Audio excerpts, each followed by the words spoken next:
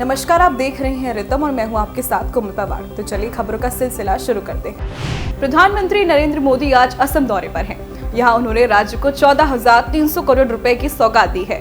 यहां उन्होंने पूर्वोत्तर भारत को पहला एम्स और 3 मेडिकल कॉलेजों की सौगात दी है। एम्स गुवाहाटी की आधारशिला मई 2017 में पीएम मोदी ने ही रखी थी। इसे 1120 करोड़ रुपए से अधिक की लागत से बनाया गया है।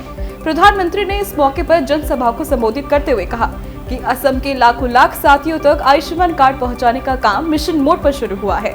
पिछले 9 साल में हमने इंफ्रा प्रोजेक्ट पर काम किया है। उन्होंने विपक्ष पर निशाना साधते हुए कहा कि मैं देश में कहीं भी जाता हूं और 9 वर्षों में हुए विकास की चर्चा करता हूं तो उससे कुछ लोगों को परेशानी हो जाती है। देश के संविधान निर्माता डॉक्टर भीमराव अंबेडकर की आज 133वीं जयंती है। इस खास मौके पर कई जगहों पर कार्यक्रमों का आयोजन भी हो रहा है।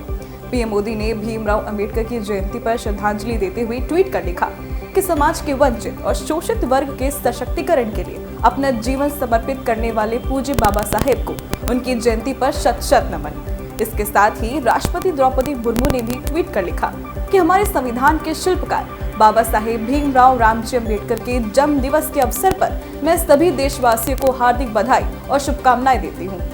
प्रधानमंत्री नरेंद्र मोदी ने आज बैसाखी, बोहाग बिहू, पुथांडू और उड़िया नववर्ष के अवसर पर देशवासियों को शुभकामनाएं दी। यह त्योहार पारंपरिक नववर्ष के शुभारंभ के अवसर पर मनाए जाते हैं और हमारे देश की सामाजिक संस्कृति और समृद्ध विरासत को दर्शाते हैं, जिसे लेकर पीएम मोदी ने एक ट्वीट कर कहा कि यह एक बहुत ही विशेष अवसर है जो उम्मीद, सकारात्मकता और सौहार्द पर जोर देता है। सभी के खुश और स्वस्थ रहने की कामना करता हूँ। राष्ट्रीय स्वयंसेवक संघ यानी आरएसएस को लंबे इंतजार के बाद आखिरकार तमिलनाडु में रूट मार्च निकालने की अनुमति मिल गई है। सुप्रीम कोर्ट की ओर से पिछले दिनों राज्य सरकार की याचिका खारिज किए जाने के बाद तमिलनाडु पुलिस ने भी अब आरएसएस को पूरे राज्य में 45 जगहों पर रूट मार्च की अनुमति दे दी है। पुलिस की ओर से मार्च के लिए 16 अप्रैल की तारीख निर्धारित की गई है। बता दें कि तमिलनाडु में आरएसएस ने पिछले वर्ष 2 अक्टूबर को पथ संचालन की अनुमति मांगी थी, लेकिन राज्य सरकार ने कानून और सुरक्षा व्यवस्था का हवाला देते हुए अनुमति नहीं दी थी। इस पर सुप्रीम कोर्ट ने तमिलनाडु सरकार को फटकार लगाते हुए मुंबई हाई कोर्ट के फैसले को बरकरार रखा था। तमाम वैश्विक चुनौतियों के बावजूद भारत ने वस्तु व सेवा निर्यात में वित्त वर्ष 2022 से 23 में फिर से नया रिकॉर्ड बनाया है। वाणिज्य व उद्योग मंत्रालय की तरफ से जारी आंकड़ों के अनुसार वित्त वर्ष 2022 से 23 में वस्तु व सेवा का कुल निर्यात 770.18 अरब डॉलर का रहा, जो वित्त वर्ष 2021 से 22 में वस्तु व सेवा के कुल निर्यात से 13.9% अधिक है। वित्त वर्ष 2021 से 22 में वस्तु व सेवा का कुल निर्यात 675.53 अरब डॉलर का था। भारत में लगातार कोरोना संक्रमण की गति तेज हो रही है। केंद्रीय स्वास्थ्य मंत्रालय की ओर से जानकारी दी गई है कि बीते 24 घंटे में कोरोना वायरस के कुल 11,109 नए मामले सामने आए हैं, जिसके बाद अब एक्टिव केस 50,000 के पार पहुंच गए हैं। मंत्रालय के अनुसार पिछले 24 घंटे में 5,356 लोग कोरोना संक्रमण से ठीक भी हुए हैं। बता दें कि केंद्रीय स्वास्थ्य मंत्रालय लगातार हालात पर नजर बनाए हुए है और राज्य को इस संदर्भ में आवश्यक दिशा निर्देश भी जारी कर चुका है। झारखंड के रांची में अवैध तरीके से जमीन की बड़े पैमाने पर हुई खरीद फरोख्त के मामले में झारखंड, बंगाल व बिहार के 22 ठिकानों पर गुरुवार को ईडी की छापेमारी शुरू हुई, जो आज दूसरे दिन भी जारी है। इस छापेमारी में देर रात हिरासत में लिए गए 7 आरोपियों को ईडी ने गिरफ्तार कर लिया है। गिरफ्तार आरोपियों में रांची के बड़गाई अंचल का अंचलाधिकारी भानु प्रताप प्रसाद, फर्जी कागजात तैयार करने वाले अफसर अली, सद्दाम, इम्तियाज अहमद, तलहा खान, प्रदीप बागची व फयाज खान शामिल हैं। बता दें कि यह मामला 9 जून 2021 को ईडी ने सेना के कब्जे वाली 4.55 एकड़ जमीन मामले में हुई खरीद फरोख्त केस को जांच का आधार बनाकर मनी लॉन्ड्रिंग में केस दर्ज किया था। गोवा पुलिस ने दिल्ली के मुख्यमंत्री अरविंद केजरीवाल को सम्मन जारी किया है। पुलिस ने सीएम केजरीवाल को 27 अप्रैल को पेश होने के लिए कहा है।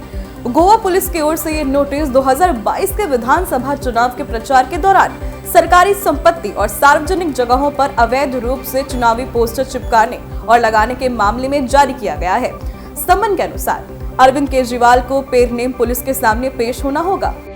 कोलकाता नाइट राइडर्स और सनराइजर्स हैदराबाद के बीच आज 19वां मुकाबला खेला जाएगा, जो कोलकाता के इंडोर गार्डन्स में आयोजित होगा। आईपीएल के 16वें सीजन के शुरुआती मैच में कोलकाता नाइट राइडर्स को हार का सामना करना पड़ा था। उसके बाद जिस तरीके से उसने वापसी की है, उससे उसे इस मैच में भी जीत की उम्मीद होगी। वहीं दूसरी ओर सनराइजर्स हैदराबाद अपने शुरुआती 2 मैच हार चुका है और वो इस मैच में जीत के लिए जान लगा देगा। असम के नववर्ष पर मनाए जाने वाले रोंगाली पर्व के अवसर पर लोक नृत्य बिहू और पारंपरिक संगीत ने Guinness book of world record में नाम दर्ज करा लिया है। गुवाहाटी स्थित सरू सजई स्टेडियम में बिहू डांसर्स और ड्रमर्स की परफॉर्मेंस हुई। बिहू कलाकारों ने 2 अलग-अलग विश्व कीर्तिमान स्थापित किए हैं। पहला रिकॉर्ड एक ही स्थान पर सबसे बड़ी एथनिक डांस परफॉर्मेंस को लेकर है, जबकि दूसरा रिकॉर्ड एक ही जगह पर सबसे बड़ी ट्रेडिशनल म्यूजिक परफॉर्मेंस को लेकर दर्ज हुआ है। असम के मुख्यमंत्री हेमंत बिस्वा शर्मा और उनकी कैबिनेट के मंत्री अशोक सिंघल ने ट्वीट करके इस बारे में जानकारी दी है। ऑक्सफोर्ड विश्वविद्यालय में विकसित मलेरिया के R21 मैट्रिक्स M टीके का उत्पादन अब भारत में किया जाएगा।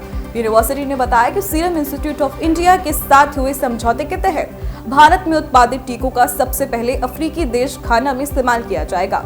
विज्ञानियों का मानना है कि इससे दुनिया में हर साल होने वाली करीब 5 लाख मौतें कम होंगी। सीरम इंस्टीट्यूट के CEO अदार पूनावाला ने कहा कि साल भर में 20 करोड़ टीकों का उत्पादन किया जाएगा।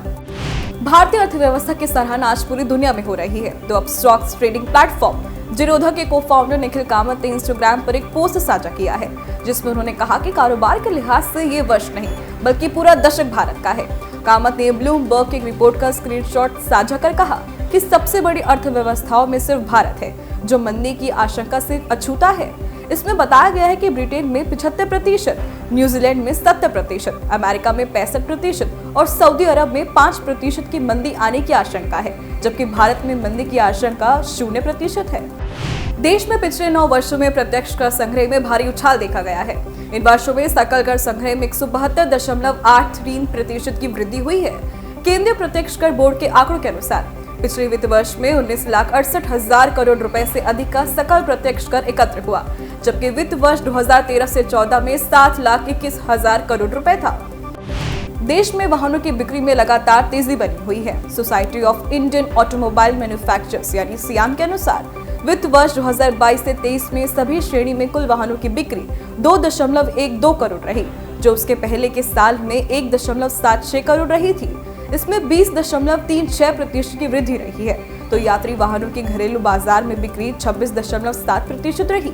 सियाम के आंकड़ों के अनुसार इस वर्ष दोपहिया वाहनों की बिक्री में 16.9% की तेजी रही। इसकी बिक्री 2022 से 23 में 1.58 करोड़ रही है, जो 2021 से 22 में 1.35 करोड़ थी। चीन में उइगर मुस्लिमों पर अत्याचार जग जाहिर है, जिसे लेकर रिपोर्ट फ्री एशिया की रिपोर्ट में इसका खुलासा किया गया है। रिपोर्ट के अनुसार उइगर मुसलमानों के रोजे पर प्रतिबंध लगाया जा रहा है। उइगर मुसलमान रोजा नहीं रखे, इसलिए चीनी पुलिस अपने जासूसों का इस्तेमाल कर रही है। रिपोर्ट में कहा गया है कि जासूसों में आम इंसान, पुलिस अधिकारी और उस इलाके के समिति के सदस्य शामिल है। इतना ही नहीं, इस साल चीनी अधिकारियों ने उइगर मुस्लिमों को री एजुकेशन कैंपों में भी बंद कर दिया था।